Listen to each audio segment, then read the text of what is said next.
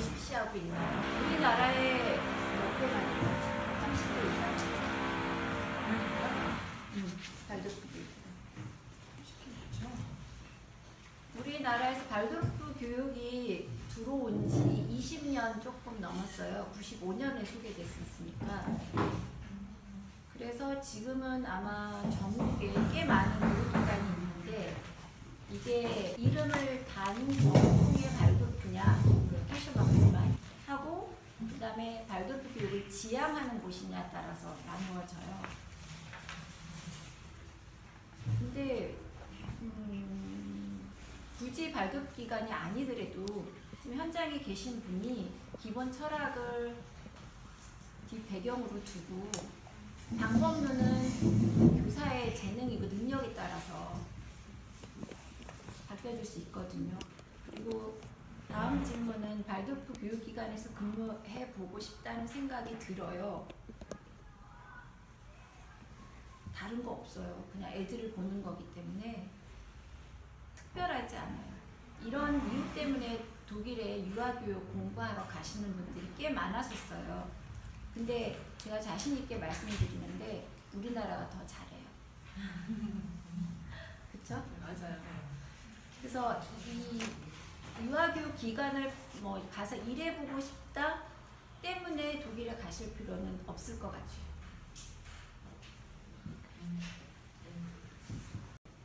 우주 발달사에 대해서 더 알고 싶어졌다. 아카샤 연대기 좀 뒤로 봐야겠다. 이런 말씀하신 분인데요. 아카샤 연대기라 그 이제 원제목은 아카샤 크로닉인데 이게 지금 번역대에 나와 있기로는 인지학센터에서 나와 있는 인간과 지구의 발달이라고 하는 책으로 번역되어 나와 있습니다. 그래서 그 책을 보시면 되는데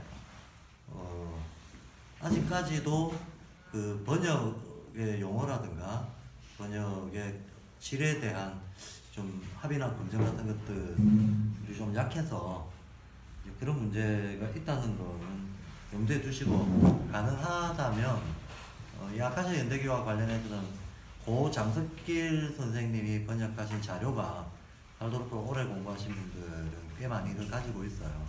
그래서 그걸 구해서 보실 수 있는 분들은 그걸 구해 보시는 게 아마 좋을 것 같습니다. 그 다음에 두 번째 질문은 제게 아닌데요. 천이 보들보들해서 아이들 정서에 좋을 것 같습니다. 감각으로 풀어주시면 어떤 거? 근데 이게 질문이 아닌 것 같아요. 질문이 아닌 것 같아서 천이 보들보들해서 아이들 정서에 엄청 좋을 것 같다라고 써주신 제목이 있는데 당연히 좋죠. 당연히 좋은데 딴 것보다도 오늘 12감각 얘기를 못했는데요. 실제 구체적인 애들 그 일상생활적인 활동이나 이런 거하고 관련해서 우리가 실제로 현장에서 활용을 할 수 있으려면 12감각을 좀 세세하게 알아야 됩니다. 근데 12감각 중에 맨 첫 번째 감각이 촉각인데 촉각은 태어나자마자 맨 처음 주어지는 감각이지만 또 사실 발달 과정은 말할 것도 없고 평생 동안 계속 가는 감각이기도 하거든요.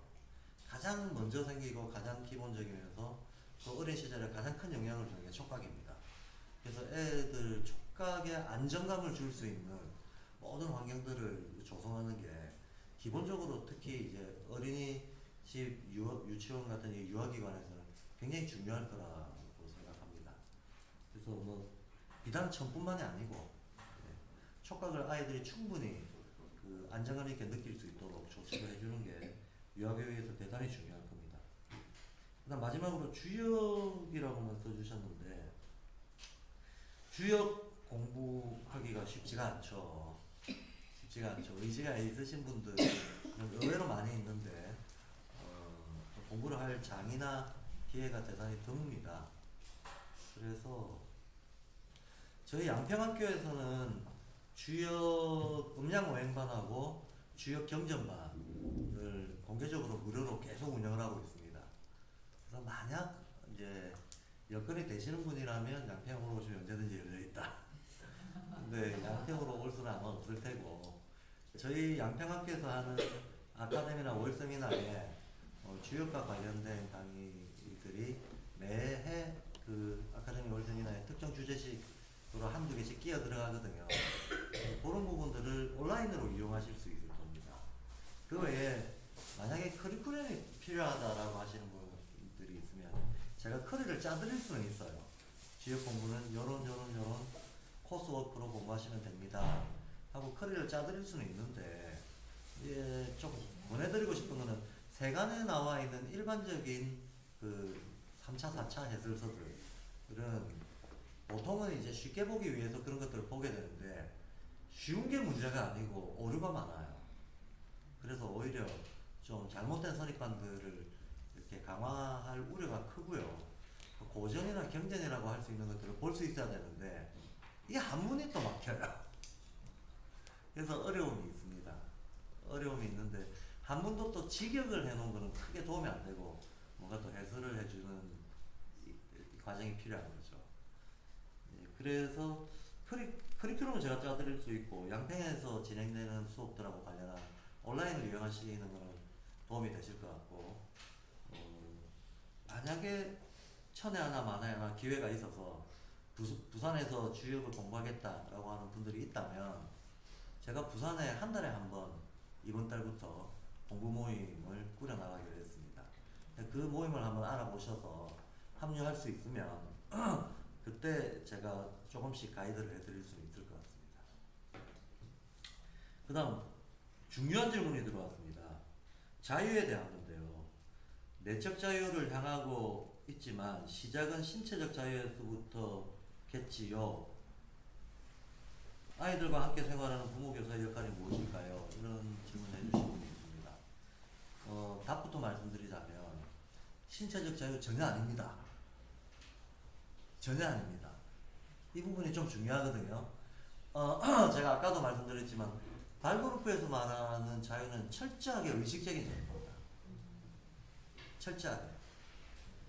정치, 경제적, 물리적 자유 아닙니다. 그리고 실제로는 이게 왜 제가 중요하다고 생각하는가 하면요, 단순히 뭐 옳다 그르다의 정답을 따지는 문제가 아니라 전체적인 관에 대한 문제인데요. 관에 대한 문제인데 우리가 정치적으로 억압당할 수도 있고 경제적으로 가난할 수도 있고 또 신체적으로 불편할 수도 있고 장애가 있을 수도 있고 얼마든지 현실적 삶에서는 어려움들이 있을 수 있죠. 근데 그럼에도 불구하고 자기 자신에 대해서 어떤 주체적인 당당함과 자부심을 가지고 자기 인생을 능동적으로 헤쳐나갈 수 있는 어떤 힘을 길러주려고 하는 거거든요. 예. 그럴 수 있는 것은 정신의 힘이지 어떤 실질적인 환경 조건, 사실 언제든지 발도르프 교육이 100개 국가에 들어가 있는데 이 100개 국가 중에서는 아직도 전제국가, 독재국가들도 있고, 예, 아직도 기본 어떤 그 생활의 문제가 해결되지 않는 빈곤 국가들도 얼마든지 있습니다. 그럼 이 학교들에서는 이런 사회적 문제가 해결되는 것은 다른 한편 사회적 노력으로 필요한 거겠지만 환경이 어떠하다 할지라도 어떤 주어진 환경 속에서 인간의 가능성을 최대치로 키워낼 수 있는 그 정신과 문화의 힘을 길러주려고 하는 게 발도르프 교육이기 때문에 발도르프 교육에서의 자유라고 하는 것은 철저히 자기 예와 어떤 세계관적인 성숙을 통한 내적인 자유를 얘기하는 겁니다. 그렇고 또 한편으로 이런 말씀을 드리고 싶은데 교육에 대한 근본적인 시각의 문제인데요. 보통 우리는 교육이다라고 하면 사회가 만들어 놓은 규범, 노음이죠. 규범과 스탠다드, 표준 이런 거를 아이들한테 집어넣는 거를 교육이라고 생각을 해요. 가르치고 학습시키고 사회 표준에 따라오고 적응할 수 있게끔 만드는 거. 이게 발도르프에서는 전혀 이런 걸 교육이라고 생각하지 않습니다. 예. 이거는 오히려 비교육적이라고 봅니다. 외부에서 어떤 표준화된 틀을 집어넣는 건 교육이 아니고 그게 교육이 아니고 그 아이가 타고난 고유성을 발견하고 그 아이가 평생을 추구해 나갈 수 있는, 말하자면 자기 운명, 자기 카르마를 자기가 이해하고 발견하고 실현해 나갈 수 있도록 도와주는 게 교육이라고 봐요. 그러니까 밖에서 밀어넣는 게 교육이 아니고 안에 있는 어떤 가능성을 끄집어내도록 도와주는 게 교육이다라고 보는 거죠. 이거는 방향이 완전히 다른 거거든요. 이 말은 한 발 더 나가면 어떤 아이는 장애를 타고놓을 수 있습니다. 어떤 아이는 자기가 사회적으로는 굉장히 평가받지 못하는 어떤 그 습성과 자질을 가지고 놀 수도 있어요. 예. 어떤 아이는 지능이 낮을 수도 있습니다. 예. 어떤 아이는 어떤 건 잘하고 어떤 건 못하고, 그런데 그 어떤 편차에 따라 가지고 어떤 사회에서는 대우받고 어떤 사회에서는 차별받는 많은 요소들을 가지고 놀 수 있다는 거죠. 예. 그럼에도 불구하고 그 아이가 자기가 무엇을 가지고 있든지 간에 가지고 있는 것을 소중히 하게 생각할 줄 알고, 예, 자기 자신을, 예, 무한히 긍정적으로 수용할 수 있고, 또 그걸 바탕으로 삶을 당당하게 살아갈 수 있는 어떤 자신감을 키워주려고 하는 걸 교육이라고 본다는 거예요. 그래서 발도르프 교육은 오히려 주어진 그 환경과 조건들을 자기 까르마에 대한 발견 실현을 통해서 이제 초극해 나가고 진화해 나가려고 하는 이 정신을 키워주려고 하는 거기 때문에 자유라고 하는 문제를 정신적인 의미로 좀 좁혀서 포커스를 맞춰서 생각을 하는 게 맞을 것 같습니다. 그리고 물론 그럼에도 불구하고 우리가 아이들한테 일상생활하는 데 있어서 그러니까 이걸 조심해야 되죠. 사회적으로 뭐가 좋으니까 얘가 그게 안 돼 있으니까 사회적으로 좋은 거로 억지로 바꾸려고 하는 노력은 교육이 아니다. 아이가 어떤 기질을 타고났으면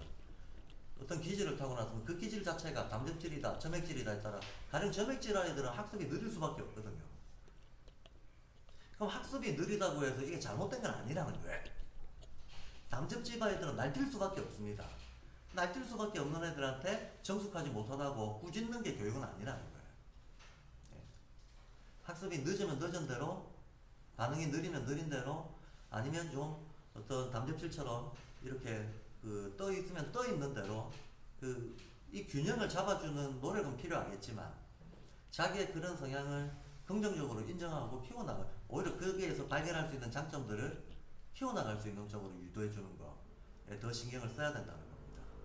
그래서 일상생활에서 부모 교사의 역할은, 발도르프 교사는 어느 정도 이렇게 세계적으로 같이 합의하고 있는 게 있습니다. 교사의 역할이 뭐냐라고 했을 때 조금 상징적으로 말씀드리자면 두 가지를 요구합니다. 하나는 교사는 제2의 부모다.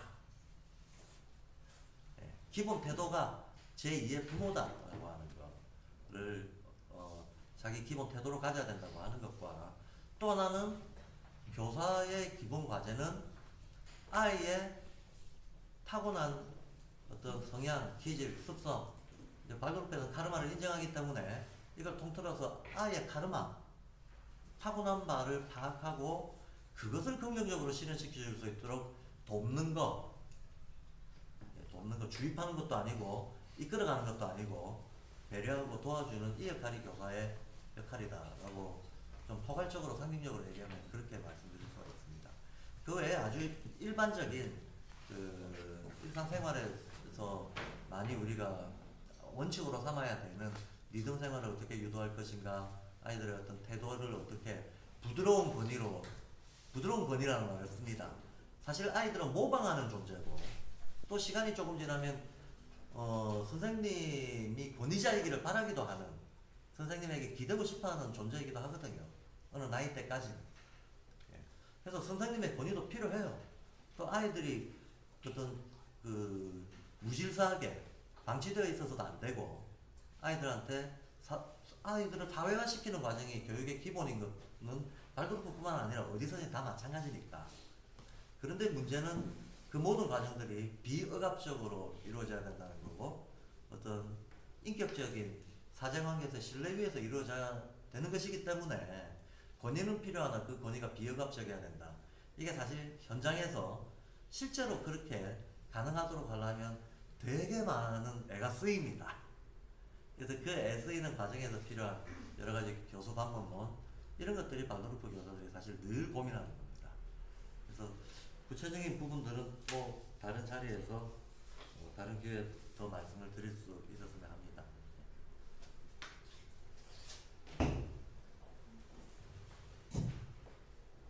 아이는 자연 속에서 다 같이 뛰어노는 가운데 자란다고 들었습니다.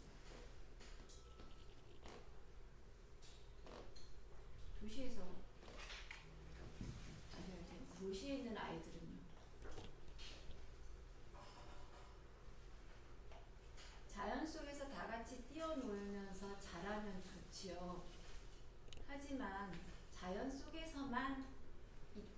있으면 균형이 잡혀 있지는 않겠죠. 그리고 아까 말씀드렸듯이 놀이라는 것이 아이 내면에서 진지함이 있어서 할 수 있는 행위가 놀이여야 된다고 했거든요. 물론 기간마다 아이마다 그 아이 가정 환경마다 그거는 살펴봐야 되겠지만 자연 속에서만 뛰어노는 아이 굉장히 동적인 아이가 돼요. 저 경험으로.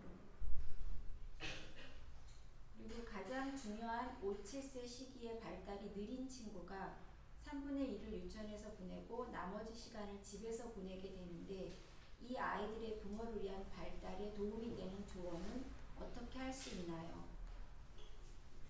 5, 7세의 발달 단계가 일반적이고 보편적인 걸 아셔야 돼요. 그걸 먼저 아신 다음에 이 아이를 관찰할 수 있어야 돼요. 그리고 부모님이라면 기본적인 아이의 발달 단계를 아시고 내 아이를 관찰해서 어느 부분에 어떤 점이 부족한지 더 과한지를 알아내셔야 돼요. 부모님인 내가 이 아이가 이 땅에 가져온 그 과제를 수행하기 위해서 이 아이는 태어났는데 그 과제를 수행하는 그 과정에 부모인 제가 또는 교사가 방해를 했는지 도움을 줬는지를 먼저 파악하셔야 돼요. 어떤 환경이 이 아이에게 주어졌기 때문에 아이가 이런 결과가 나왔는지, 물론 선천적인 거냐 후천적인 거냐인 것을 먼저 살펴봐야 되겠죠. 선천적인 거라면 그런 전문가를 상담을 하셔야 돼요. 그래서 만약에 집에서 보낸다고 하는 거, 그러니까 기간을 얼마큼 다니느냐예요. 아주 아이 입장에서 좋지 않은 부모와 아주 훌륭한 기간이 있다면 아이한테는 어떤 게 더 바람직하고 이상적일까요? 신뢰라고 얘기했듯이 엄마예요. 양육자예요. 엄마가 비록 알코올리커라고 하더라도 아이한테는 내 엄마가 최고예요. 엄마랑 있는 시간이 얼마큼인지는 잘 모르겠지만 그럼에도 불구하고 도움을 주고자 한다면 나를 알고 아이를 알고 그 다음에 도와줄 걸 리듬 생활 속에서 도와줄 수 있겠죠. 그리고 아이가 늦으면 똑같이 다른 애들하고 똑같은 선에서 출발했다고 한다면, 다른 애들보다 늦는다면 그 아이는 계속 그 갭이 늦어진 상태에서 갈 거예요. 그러면 점점 커지면 그게 좁아질 수 있거든요. 그래서 본인이 아이한테 어떤 환경을 주었는지를 생각을 하시고 너무 조급하게 생각하지 않으셨으면 좋겠어요. 그 아이가 그 부모를 택했을 때는 그런 힘든 과정에서 이겨내려고 또 그런 부모를 택할 수도 있거든요. 또는 부모한테 나 이런 사람이야, 이렇게 되었어요 라고 부모한테 주고 싶은 메시지가 있어서 그렇게 될 수도 있었거든요. 지금 현재 모습이 잘 됐던 잘못됐던 부모님 탓은 아니에요. 그거를 아시고 그 다음에 어떻게 고쳐나가느냐, 어떻게 도와줄 것이냐, 어떻게 방해를 안 할 것이냐를 인지하시는 게 더 중요한 것 같아요. 그 다음에 발도르프 현장에서는 아이들이 다른 친구들을 힘들게 하거나 때리거나 특별한 행동들로 활동 속에서 벗어나는 친구들에게 어떻게 대해야 하나요? 두 가지예요. 하나는 자기 신체가 다칠 경우 위험한 상황. 두 번째는 다른 사람의 신체를 다른 사람한테 해를 강하는 경우. 두 가지만 생각하시면 돼요. 이 아이가 다른 아이한테 때려서 상해나 그런 것들이 입을 것 같다고 한다면 일단은 분리해놔야 돼요. 공간적인 분리가 아니라 선생님이 항상 그 아이가 뭘 하는지를 눈으로 쫓아가셔야 돼요. 그래서 왜 싸우는 애들하고만 싸우잖아요. 그럴 때는 좀 차단을 해주시고 그 다음에 이 인간 발달을 보셔야 돼요. 이 아이가 왜 그럴까? 그래서 어머님하고도 상담을 하셔야 돼요. 요즘에 아이들은 모범생적인 행동을 해서 선생님한테 칭찬받는 걸로 관심을 가지려고 하지 않아요. 부정적인 행동을 해서 선생님이나 어른들한테 관심을 받으려고 하거든요. 그리고 내가 그 문제되는 아이를 하루에 10번 이상 불렀다면 다음에는 의식을 가지고 덜 부르게 해주셔요. 덜 그 아이 이름을 부르도록. 그러면 현실적으로 그 아이를 어떻게 제재를 하나요? 행동으로 하셔요. 이리 와봐. 선생님이 뭐 하는지 보자. 그 아이가 벌을 받은 것 같지 않은 느낌으로 벌을 주셔야 돼요.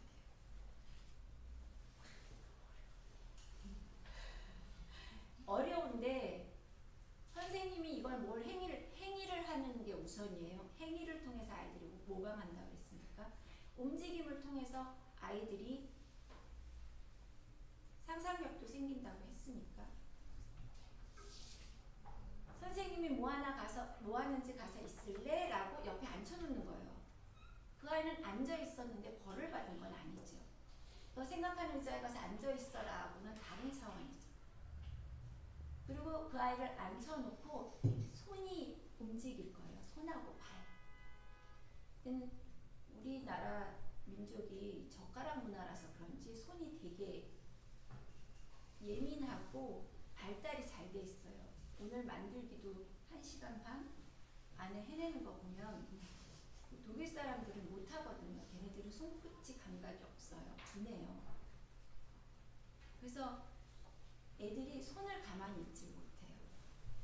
그럴 때는 손으로 뭐 할 수 있는 작업을 주시거나 아니면 오늘 만들었던 그런 부드러운 천으로 만든 것들 있죠. 그거를 아이 손에다가 집어주세요. 그리고 선생님이 움직일 때는 아이한테 얘기를 하셔요. 이거는 어려도 마찬가지예요. 어린아이도 여기 있어봐 하고 눈을 보면 선생님이 저기 가서 이걸 하고 올 텐데 여기 앉아있어 라고 물어봤을 때 아이가 눈으로 긍정적으로 끄떡였으면 움직이셔도 걔 안 움직여요. 근데 그 아이랑 눈을 마주치지 않은 상태에서 선생님이 그냥 움직였거나 그냥 대충 얘기하고 갔거나 그러면 그 아이가 또 선생님의 관심을 받고 싶어서 번개같이 가서 누군가를 때리거나 어디 가서 눈 깜짝할 사이에 애가 없어져 버리거나 그래요. 이상적인 아름다운 노래, 수공의 이야기는 알아가고 있는데 실제에서는 풍부하게 녹여내는데 어려움이 있어요. 내가 아는 만큼만 해주시면 돼요.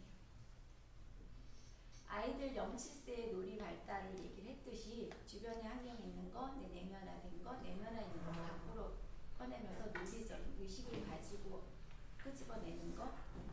그 단계였다면 어른인 나도 이미 관이 배어 있어요.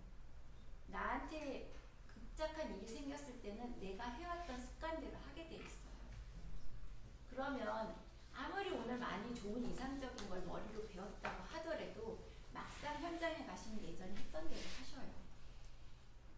근데 그 중에 딱 하나만 결정하셔요. 이것만은 내가 이건 해보고 싶다. 이상을 가지고 그 이상으로 가기 위한 의식을 가지고 있으면 언젠간 바뀌어질 수 있거든요. 이 중에서 수공예를 하고 싶다, 노래를 하고 싶다, 이야기를 해주고 싶다.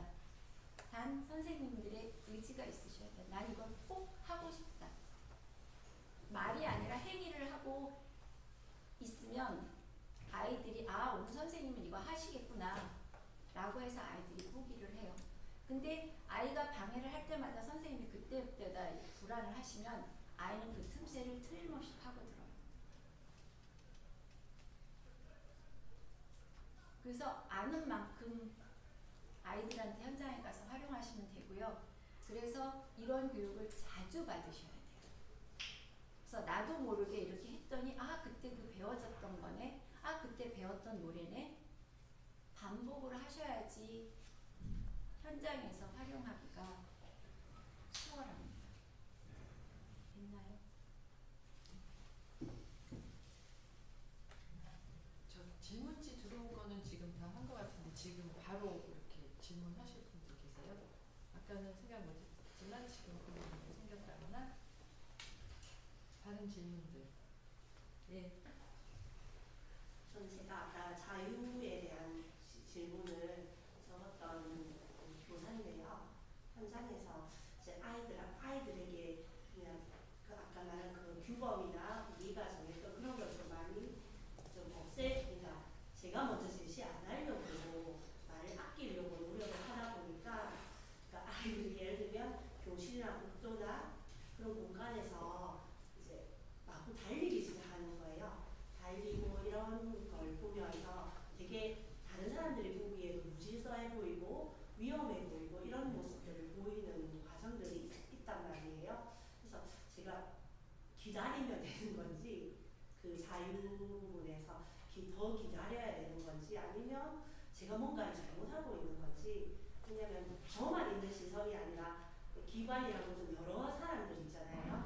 그래서 그 이제 보는 부모나 또 다른 선생님들이 보기도 그렇고 그래서 제가 좀 많이 갈등되는 부분이라서 그러니까 그게 그러니까 억지로 주는 규제, 억압과 또 사회적으로 이렇게 필요한 것, 그 어떤 그 차이를 이렇게 해서 교사가 해야 되는 건지 약간 헷갈리는 부분이 좀 있어서 네. 굉장히 네, 예민한 좋은 질문이에요. 예. 학교에서도 막 그런 거 가지고 선생님들이 교사회의 하면 몇 시간씩 토론하시고 그러세요. 저기 유아기관인가요? 학교인가요? 유치원입니다. 국립 유치원이고 유치원. 예. 지금 유치원입니다. 유치원이잖아요. 유치원사를 말씀하시는 게 좋을 것 같은데. 박규현 선생님의 이야기가 듣고 싶습니다.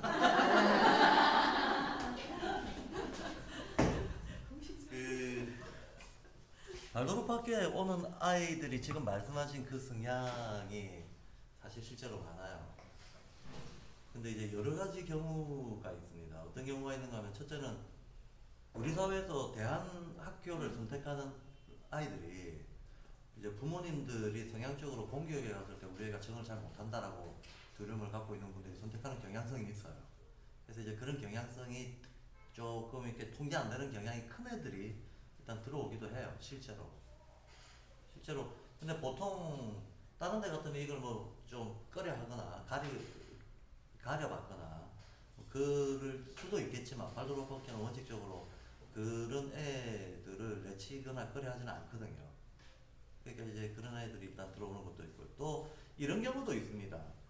그런 경우가 아니고 오히려 발도르프 학교의 어떤 교과적인 우수성이나 이런 거에 대해서 굉장히 호의적으로 이제 희망을 가지고 공교육에서 말 그대로 대한 교육의 어떤 긍정적인 의미의 대한 교육으로 발도르프 학교를 적극적으로 선택해서 오시는 분들도 있어요.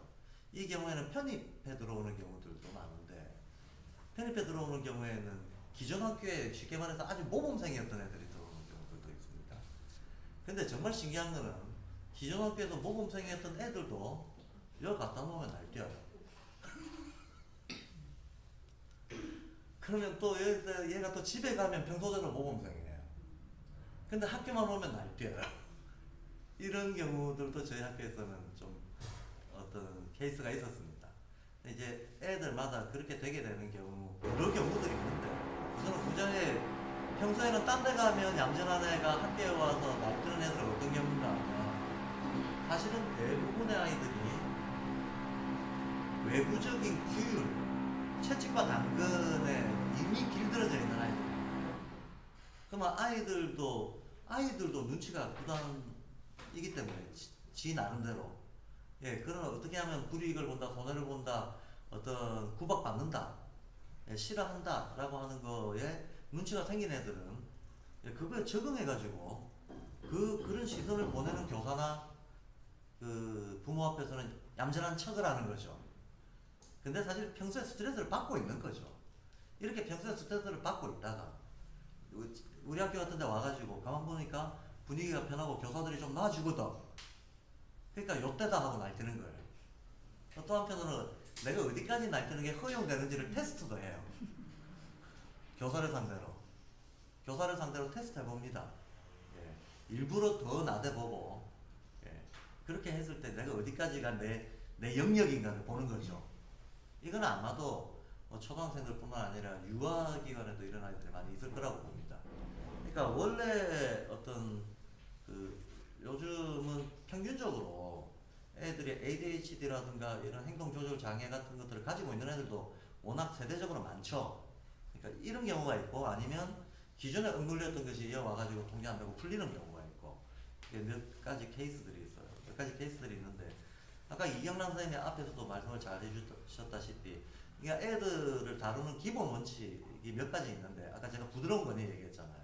그러니까 사실은 예컨대 체벌과 관련해서도 그렇습니다. 체벌이 됐던 뭐가 됐던 우리가 아이들의 경계를 만들어주고 질서를 잡아주기 위해서 필요한 거는 저는 뭐든 할 수 있다고 봐요.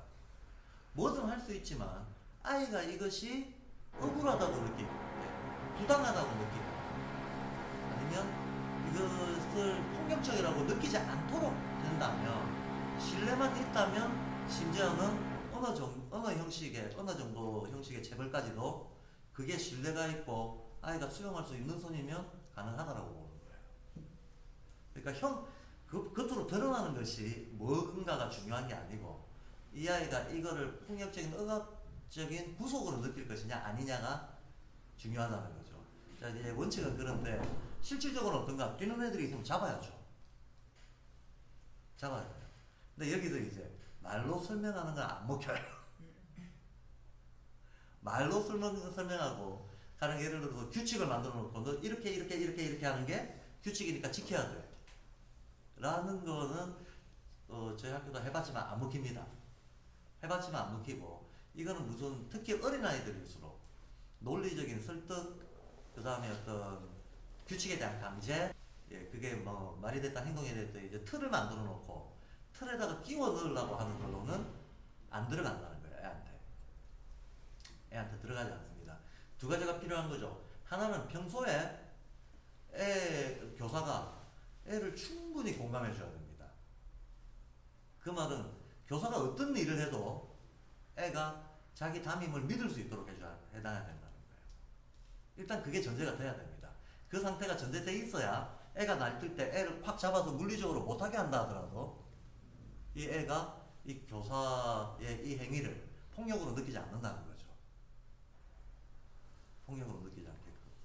그래서 뭐 요즘은 초등학교 1학년, 2학년들까지도 심지어는 이갈이도 안 한 애들도 들어오고, 뭐 날뛰는 애들은 여러 케이스로 대단히 많습니다. 많은데 저희 학교도 금방 말씀하신 것처럼 초창기에는 그야말로 학교 문 연 지 얼마 안 됐을 때 애들 날뛰는 거에 대해 가지고 교사들이 컨트롤이 안 됐어요. 근데 지금은 여러 가지 다양한 방식으로 컨트롤을 합니다. 우선은 분위기로 컨트롤을 합니다. 애들이 시끄럽게 떠들 때 교사가 소리 높여가지고 하지 말라고 하면 맞대응으로 더 소리가 높아지거든요. 근데 오히려 애의 주의를 끌만한 어떤 고요한 분위기와 어떤 그 분위기를 조성해가지고 고요하게 메시지를 읊으면 애도 같이 그 분위기에 조응을 해서 따라하거든요. 그러니까 이런 어떤 말 없는 분위기로 애들을 유도하는 방법, 그 다음에 평소에 신뢰를 바탕으로 아이들을 어떤 행위를 했을 때 아무런 설명이 없더라도 그 행위가 더 이상 해서는 안 된다라고 하는 걸 느낄 수 있도록 물리적 제지를 해도 된다라고 보는 거죠. 실제로 저희 교사들도 그런 물리적 제지도 합니다. 근데 이게 어떤 정해진 정답이 있는 게 아닌 거죠. 평소에 애하고 관계라든가 어떤 교사가 아까 제가 부드러운 권위, 말이 좋지, 이게 사실 하나하나가 부드러운 권위를 어떻게 형성할 건가는 정말 교사 회의하면 거의 많은 시간이 바로 이 부분에 들어갑니다. 아이는 단지 행동으로만 하는 게 아니라 자기가 무슨 불만사항이 있던 아니면 자기가 어떤 여러 가지로 상처받은 게 있던 이거를 다양한 방식으로 교사한테 표를 내고 반항하고 행동으로도 하고 말로도 하고 여러 가지 방식으로 대들죠. 대들고 삐껴나가려고 하고 하는 거 표를 내려고 합니다. 그래서 어느 정해진 방식이 아니고 애가 어떻게 반응할 때는 이제 교사들이 늘 고민하는 건 그거죠. 애가 그렇게 반응하는 원인이 뭘까? 뭐에 공감을 해줘야 되는 걸까? 뭐를 위로해줘야 되는 걸까? 그래놓고 그러면 직접적으로 이게 아까 그 아이의 신체든 어떤 다른 아이의 신체든 위험을 초래할 만한 게 있을 때 최대한 어떤 애가 억압을 느끼지 않을 수 있으나 확실한 통제 방법이 뭘까? 이런 게 교사회의에서 늘 얘기하는 주제가 되게 돼요. 그래서 이거는 사실은 케이스 바이 케이스입니다. 몇 가지 원칙을 정해놓고 나머지는 그 원의 분위기라든가 뭐 아이들의 명수라든가 관계라든가 교사와의 관계라든가 이런 구체성에 따라 가지고 사실 케이스 바이 케이스로 고민을 할 수밖에 없다 라고밖에 말씀을 못 드리겠네요. 그런 게 이제 교사회의 주제가 되다 보면 자연스럽게 관찰도 깊어지고 의식도 깊어지고 그런 기회가 되는 거죠. 그렇게 되시더라고요. 학교 선생님들 보니까. 그래서 굉장히 많이 이렇게 성장도 하고 성숙도 하고 그렇게 되셔요. 다른 질문 더 없으시죠? 시간이 많이 지났으나 예. 아까 어린이집 운영하신다고. 네. 네, 그러면 지금 현재 평가제 그하고 충돌이 어려운 점이 있지 저희는 않은지. 그래서 평가 인증 계속 안 받았어요. 아. 이제 받아야 돼요. 네. 그래서 그냥 있는 상태대로 다 유지하고 그런 기준들 그런 거에서 다 벗어나서 평가 인증을 그냥 계속 미루고 네. 쭉 왔거든요. 오랫동안 계속 미루고 왔어요. 그래서 이제 네, 업무제로 이번에 이제 받아야 하는데 그냥 있는 그대로 받으려고요. 그동안 그럼 그때니까. 안 받으셨군요. 네, 안 받았어요. 빵점이 예상됩니다. 아 실제로 어느 분이 오셔가지고 이렇게 검색을 했는데 빵점이 나오더래요. 그래서 이건 뭔데 이렇게 빵점이지? 이름은 좀 나 있는데 왜 빵점이지? 그래가지고 상담을 오신 분이 계세요. 와서 이제 한번 보고 내가 판단을 내려봐야겠다. 그러면 그런 부분이 네. 정책 제안 같은 거 왜냐하면 평가에 이런 부분 수락하고 안 맞으니까 이런 불리한 그런 내용들이 있는데 정책적으로 제안을 하시는 건지. 아니요, 그렇지 않고 양평 지역은 그렇게 정책적으로 제한할 만한 지역의 힘 뭐 이런 거는 좀 별로 없고 또 다른 지역에서는 움직임이 과천 지역에서 한번 학부모님이 전화가 왔어요. 그래서 평가 인증을 어떻게 받으면 되냐. 과천 지역에서 있는 발표를 어린이집들이 좀 작기도 하고 좀 크기도 하고 여러 많잖아요. 학교들도 많이 있고. 그런데 거의 평가 인증 받은 곳이 없대요. 한 군데도 없다고 얘기를 하셨어요. 저한테는 그렇게 얘기하셨어요. 그래서 얘기를 이렇게 좀 듣고 우리도 안 했다 그랬더니 얘기를 좀 들으시더니 아 그러면은 좀 뭔가 힘을 모아서 그런 네. 거부하는 어떤 목소리를 내는 것도 한번 해볼 수 있겠네요 라고 표현을 하시더라고요. 그러니까 그런 지역 안에서 그게 된다면 그게 가능할 것 같기도 하고요. 그러다 또 받아야 되면 받고 거부해가지고 또 통과되면 좋고 예, 그런 것 같아요. 오늘 오랜 시간 너무 애쓰셨는데 더 질문 없으세요? 그러면 마무리 하려니까 좀 아쉽기도 하고 막 그렇긴 해요. 그래서 피곤하시죠? 돌아가셔서 오늘 오전에 강의 들으셨던 그게 되게 좋은 내용이에요. 우리가 듣기에는 좀 어려우실 수도 있지만 굉장히 본질적이고 좋은 내용들이라 그것과 뭐 모든 매사의 행위들이 다 연결이 되잖아요. 교육 활동이나 이런 것들이 다 연결이 되는데 어디서부터 이거가 이렇게 되나 인형이라고 하는 건 왜 그런가 부드러운 촉감은 왜 필요한가 왜 자연물 놀잇감을 줘야 한다고 얘기하나 뭐 이런 것들 다 연결돼 있어요. 오전에 얘기했던 그 철학 안에. 그래서 그런 거를 좀 지속적으로 계속 공부를 하시면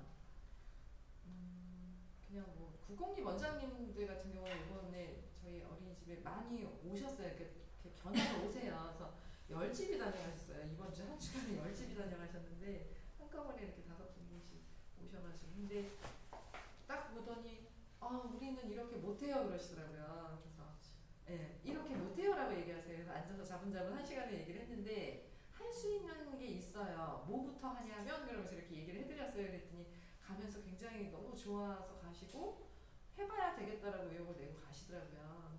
왜 안 되겠어요? 애들이 있는 공간인데 예, 그냥 한 사람이 시작하는 거예요. 기관이 시작한다 이런 거 아니고 그냥 내 개인이 교사인 한 개인이 부모인 한 개인이 소신을 가지고 시작을 하는 거죠. 그게 그렇게 진정성을 가지고 시작을 하는 거죠. 제가 조금만 더. 마무리하세요. 네. 아까 저기 그 답변 드렸던 거에 생각난 게 있어가지고 넘어가겠습니다. 우선은 학교도 마찬가지고 유아기관도 마찬가지일 거라고 생각하는데 발도르프 학교에서는 부모 교육 굉장히 중요하게 생각합니다. 특히 우리 학교에서는 다른 학교들보다 조금 더 부모 교육의 어떤 그 밀도나 강도를 좀 세게 가져가는 편입니다. 왜 그렇게 하느냐 하면 아이들은 흔히들 제가 아까 교사가 제2의 부모라는 태도를 가져야 된다고 했는데 마찬가지로 부모는 아이의 첫 번째 교사거든요. 사실 아이가 어리면 어릴수록 교사와 부모의 역할이라고 하는 게 뭐 앞서거니 뒤서거니 하면서 아이한테는 양쪽으로 다 큰 영향을 받는 거죠. 물론 어렸을 때는 엄마가 절대적이죠. 그러면서 교사의 권위 쪽으로 옮겨가는 과정들이 있는 거죠. 나이가 들에 따라서 대체로 한 3학년 전후로 해가지고는 사회적 권위 쪽으로 아이들의 시선이 더 옮겨가게 됩니다.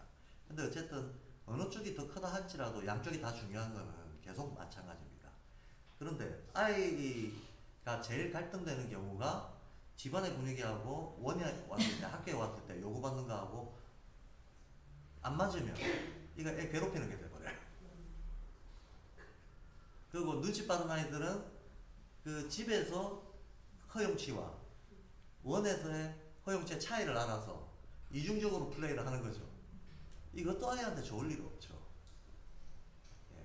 그리고 어떤 아이가 자기가 안 풀리는 문제가 있는데 그 문제에 대해서 부모가 지시하는 방향하고 교사가 지시하는 방향이 달라져 버리면 애가 분열돼 버리는 겁니다. 설사 어떤 거를 겉으로 적응하는 척 보여도 실은 애 속으로는 그게 안 들어가고 계속 말하자면 환경에 적응하는 것만 반복하고 있는 거죠. 그리고 가정에서 원인이 발생한 어떤 것이 있다 치면 이게 학교에서 뭘 해도 그게 안 풀리면 안 풀려요. 따라서 정직하게 교사하고 부모님하고 깊은 대화를 하고 또 실제로 어떤 원의 교육 방침이라든가 또 특히 발도르프에서는 리듬 생활 중요하게 생각하잖아요. 근데 아이들이 평소에 이제 1학년 정도 학년이 어릴수록 더 표가 나는데 주말에 어떻게 보냈는가가 월요일날 보면 완전히 표가 나요. 주말에 무슨 활동을 했는가에 따라 가지고 월요일, 화요일까지도 그 상태가 그대로 영향을 받아갑니다. 그러니까 이렇게 학교나 원을 벗어났을 때 아예 가정생활, 가정에서의 일상생활이라는 거하고 학교나 원이 추구하려고 하는 어떤 이 리듬들하고 이 호흡을 맞추지 못하면 실질적으로 교육의 효과가 완전히 반감돼 버린다는 거예요.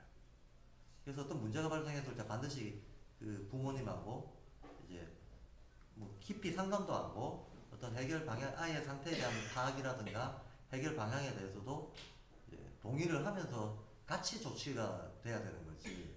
그냥 따로따로 가가지고 별무소용이다. 별무소용이고 또 저희 학교에서도 실제로 이제 그 통제가 잘 안 되는 이런 거 보이는 아이들한테 실제로 썼던 방법 중에 효과를 봤던 방법이 애한테 쉽게 말해서 풀어주고 조여주고 하는 이 리듬감을 심어주는 거예요. 그래서 얘가 스트레스 풀 수 있는 시공간을 만들어주는 거야. 집중적으로. 요때는 풀 수 있다라고 하는 거. 그러면 통제가 돼야 될 때 기꺼이 애가 또 그 통제에 응해준다는 거예요. 그래서 그런 어떤 것들을 특히 가정하고 이게 호흡을 못 맞추면 학교만의 힘만으로는 안 되더라 하는 그런 경험적으로 분명한 것 같습니다. 근데 호흡을 맞추려면 단순히 기술적으로 맞추는 게 아니고 길게 봐서는 철학이 맞아야 되거든요. 예. 인간이 어떤 존재고 얘는 발달 상태가 어떤 상태니까 뭐가 필요하다라고 하는 게 서로 동의가 깊어지려면 그 교육 철학이라고 말할 수 있는 거. 그래서 사실 부모님들도 어느 정도는 저희 본격적으로 이제 학교 같은 경우에는 인지학 공부를 해요. 그냥 자녀 철학 공부도 같이 하고 인간에 대한 보편적인 암도 부모님들도 같이 공부하고 그래서 거의 교사가 아는 거의 기본적인 부분들은 부모들도 같이 아는 상태에서 학교 생활을 함께 나간다고 생각을 하면서 가고 있습니다. 자리가 만들어진 거에 대해서 이제 와주신 분들도 자리 마련하라고 애쓰신 분들한테도 다 고맙다는 말씀 드리고, 또 이런 자리가 오늘의 인연이 돼서 또 뵐 수 있기를 바랍니다. 고맙습니다.